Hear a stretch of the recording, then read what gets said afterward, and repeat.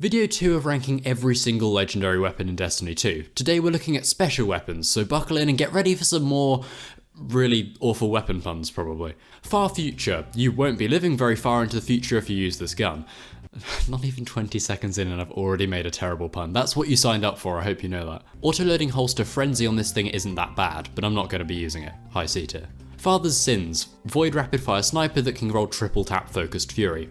Pretty good for a sniper, B tier. Frozen Orbit. If you can get past the Crucible games necessary to get this, you've got a great sniper on your hands. Triple tap or clown cartridge with Vorpal is a really solid roll for Nightfalls. It's a good frame too, A tier. Fugue. Despite being one of the easiest snipers to get, this is one of the best for DPS. 4 times the charm head with firing line is really solid, A tier. Galyu. More like Gal, you shouldn't use this weapon. There's just better options, low B tier. Ikelos Sniper can roll 4 times the charm focused fury. Decent, B tier.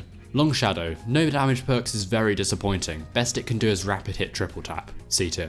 Macabre, pretty much an energy succession. Downside is that it's exclusive to Festival of the Lost. Go Clown Cartridge Vorpal here for a really good Nightfall option, A tier. Occluded Finality, can roll auto-loading Vorpal, pretty standard stuff, B tier. Omniscient Eye, definitely D tier, more of a PvP sniper and even there it struggles. 1000 Yard Stare, had this been a PvP video this would easily be S tier. It's not though because I'm not about to play PvP. Triple Tap Demolitionist seems to be the best roll here, not even a good damage perk, C tier. Praedith's Revenge is essentially a legendary Whisperer of the Worm, but you don't have to hit precision shots. Not bad by any means with the roll Rewind rounds high impact reserves. Would be better with Vorpal though, high B tier. Shepherd's Watch. Lead from Gold firing line is alright. Adaptives tend to be an awkward mix of burst DPS and chunk damage, so I can't really rate this one too highly. Low B tier. Silicon Neuroma. The name basically spells out digital nerve tumour, which immediately puts me off using it. A roll triple tap firing line is pretty good though, high B tier. Succession, basically what Silicon Neuroma failed to be. Reconstruction is basically a fusion of Overflow and auto-loading holster, and Vorpal just increases boss and champion damage. Super nice sniper for chunking champions and Nightfalls, S tier. Long Walk, fitting name because that's exactly what you're going to have to do to get this gun. A long walk, up a tube, and then an encounter. So really there's not a lot of walking involved. A roll of Clown Cartridge firing line could be pretty nice for Nightfalls, but it does take up your energy slot, high B tier. Supremacy, outdated power crept weapon that doesn't even have a damage perk. Much better options out there, C tier. Thoughtless, overflow firing line is pretty good. Stasis 2, so it can benefit from font stacking and Supreme Wellmaker. Just about A tier. Tranquility, auto-loading firing line could be useful I guess, B tier. Twilight Oath, it's a rapid fire frame but it doesn't have triple tap or anything, high D tier. Uzume, Clown Cartridge Vorpal, was going to rate this in B tier due to it being a very uninspiring roll, but it's quite good, high A tier. Adored, a nice little static roll of triple tap Vorpal, super easy to get but it's nothing incredible, B tier. I should just rename B tier at this point to Sniper tier, they're all just painfully average. Widow's Bite, it's a rapid fire frame but the perks are atrocious, D tier. Albruna D, why do all the guns have D on the end? Interestingly, this can roll with double damage perks in the form of explosive payload Vorpal. Better than I thought, A tier. Apostate, you could make an argument for using this thing in PvP, but definitely not in PvE. Lead from Gold explosive payload is probably what you want, high C tier. Beloved, you've got a mix of champion damage perks and boss DPS perks, but no two that synergize well. 4th times box breathing? You know a weapon's bad when you have to resort to box breathing, C tier. Bite of the Fox, rapid hit explosive could be seen as decent. Not by me though, low B tier. Defiance of Yasmin, it's an adaptive frame but compared to others of its kind, this one isn't too bad. Lead from Gold Vorpal is a pretty solid option for Nightfalls, high B tier. Distant Tumulus, I was genuinely about to put this straight in D tier, then I saw it can roll Clown Cartridge firing line. Why don't people use this thing? Probably because snipers are incredibly underpowered in the current PvE sandbox. Anyways, this thing's actually good, A tier. Now finally for snipers, Eye of Sol, a PvP sniper but Ensemble Vorpal is decent, B tier. Now we have Trace Rifles, a rather lengthy category that consists of 3 weapons.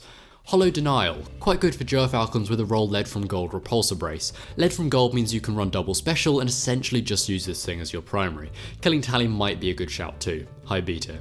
Path of Least Resistance, if you've watched my primary video you already know my thoughts on Volt Shot. It can roll stats for all in the first column too, which I believe procs off of Volt Shot damage too. Don't quote me on that. A tier. Retraced Path, the 3rd part of the holy trinity of legendary trace rifles. This one is basically just a flamethrower. Subsistence Incandescent is a brilliant roll. high A tier. Ignition code. Slideshot Vorpal has eluded me for over a year at this point. As much as I'd like to put this in D tier for that fact alone, it's easily A. Lingering Dread, a stasis grenade launcher that can get auto-loading holster chill clip with blinding grenades. Pretty much the ultimate blinding grenade launcher. Somewhat low base stats though, low S tier. Orwing's Maul. Who is Orwing and what is he mauling? You can tell I don't play Iron Banner, I've never touched one of these in my life. Looking at the perks though, we've got auto-loading and blinding grenades. High C tier. Pardon Our Dust. It's just really good round the board. Free to play friendly and craftable too. Slightly worse than Lingering Dread though, since it doesn't have stasis synergy. A tier. Salvage's Salvo, static roll ambitious assassin chain reaction. Haven't used this in a while, but I used to love it. I'd use this with the 120 hand cannon in Season of the Chosen. Unlike the 120s though, this was really good. High A tier. Malicious Birthright tries to live up to Ignition Code but fails spectacularly. Slideways is deceptively worse than Slideshot. B tier. Truth Teller. No, I'm not going to go through all the guns with truth in their name, I did that last time. Blinding Nades plus Disruption Break is decent. High B tier. Wilder Flight, a weird double fire grenade launcher. Twice the grenades means twice the damage and twice the blinding grenades. Like many other GLs, auto-loading Vorpal seems to be the best role. High A tier. Deafening Whisper, ambitious assassin Wellspring, worst of the waveframe GLs but it's still quite good. High B tier. Empty Vessel, again auto-loading Vorpal with blinding grenades. Ambitious assassin Unrelenting might be a good spike grenades role too. A tier. Explosive Personality is Empty Vessel's waveframe counterpart. It can't roll Ambitious Assassin though, unfortunately. There's no obvious good role on this, but I'd maybe go Feeding Frenzy Unrelenting. I don't know, up to you. A tier. Saving the best for last, Forbearance. I don't think I need to explain this one, but in case you somehow don't know about this thing, it can get Ambitious Assassin Chain Reaction. And it's a waveframe. It's the only energy weapon you'll ever need for ad clear. With Arc 3.0 it can blind stuff too. Easiest S tier of the video. Don't think anyone's going to disagree with that one. Next we've got fusion rifles. Strap in for a bunch of C's and D's. Iota Draconis, led from Gold Frenzy, C tier. Likely Suspect, likely a bad weapon. Stats for all successful warm-up seems decent, C tier. That one fusion that literally everyone got from Xur that one week. You all know the one I'm talking about, I don't even have to name it. D tier, no good PvE perks. Midas Reckoning. Reservoir Burst struggles to compete with Chain Reaction in the current sandbox. It's decent though, high B tier. Null Composure, loosely translates to gamer posture. It's pretty decent, B tier. Plug 1.1, it's got the same role as Null Composure, B tier. Riptide, actually a very good weapon. At least it will be next season. Provided you're on a solo subclass, this thing will be able to stun every champion type by itself without mods. Auto-loading chill clip is the strat. First hit slows, stunning overloads, second hit freezes, stunning unstops, and both hits break barrier shields provided you have Radiant. Probably won't get my hands on this role for a while since it's got 144 perk combinations, but we'll see. S tier.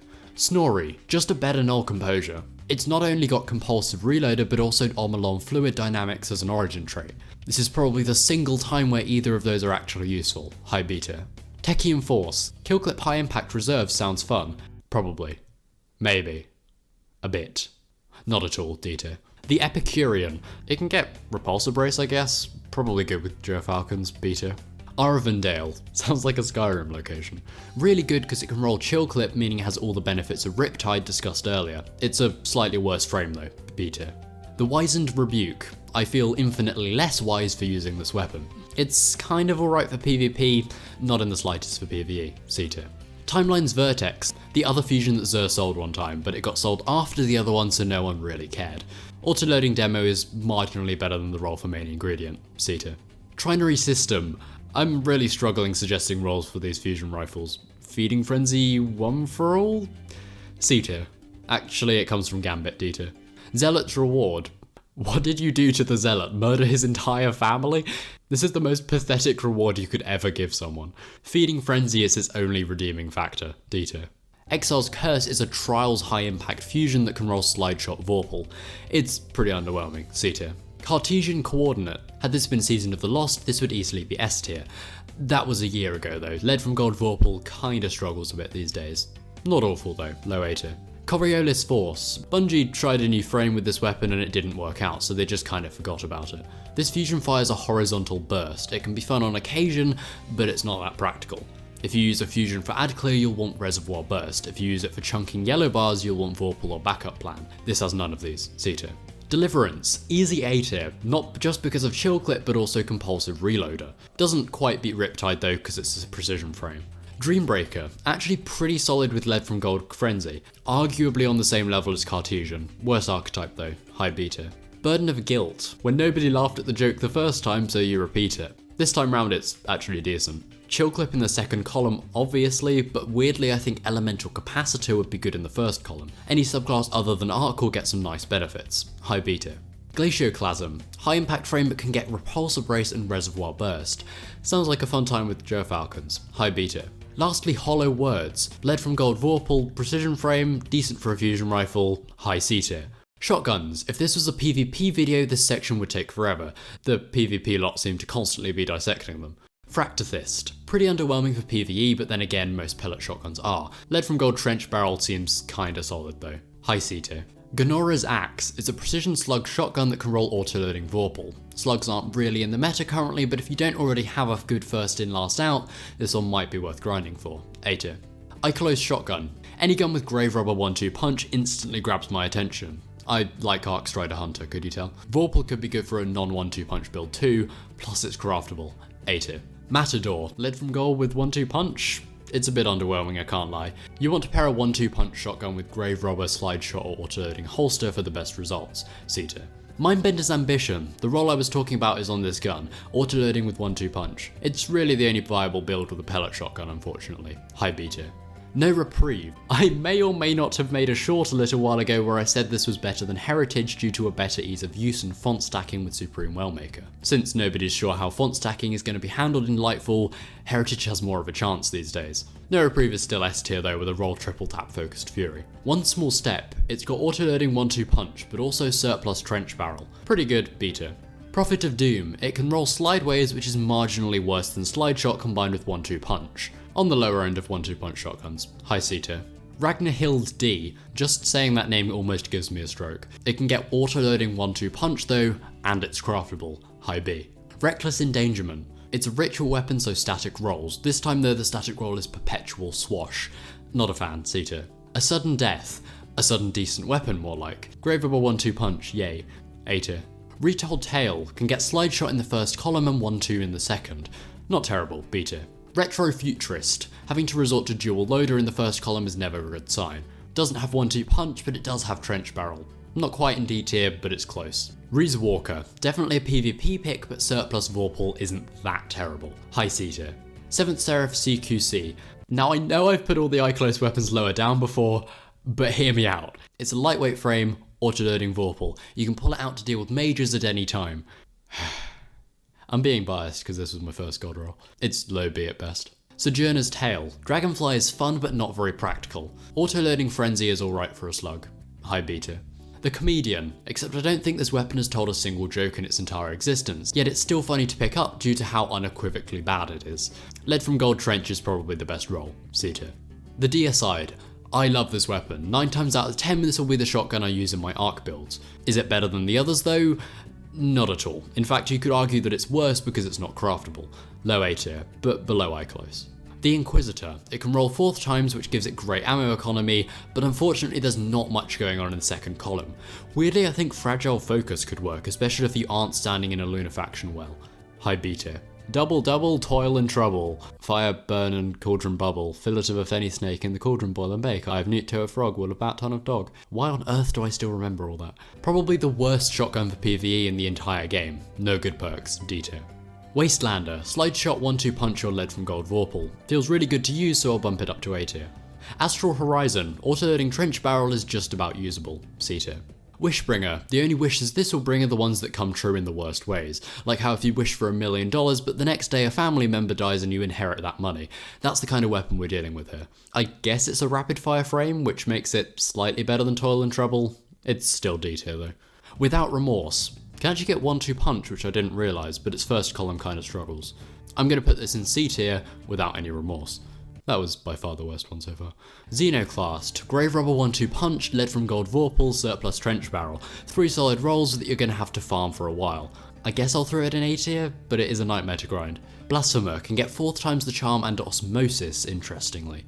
I definitely overlooked Osmosis in the last video, so not pointing it out on this gun would be criminal. blasphemous, one could say. The only benefit to osmosis on this though is font stacking, which I've already expressed my concerns about. I'll put it in A tier though. Bone Chiller, triple tap demo could work. It's a slug though, so I'll put it in high beta. Compass Rose, not that bad I suppose. It just kind of exists. High C tier.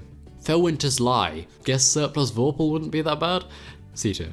First in last out, despite how long it's been since it released, I still think it's the best energy slug in the game. To be fair, its competition is Bone Chiller and Ganora's Axe. This has the edge over the Axe though, as it can get Assault Mag to increase its fire rate. Let's go S, why not? Fortissimo. 4th times the charm can roll in the first column paired with either Vorpal or Focused Fury.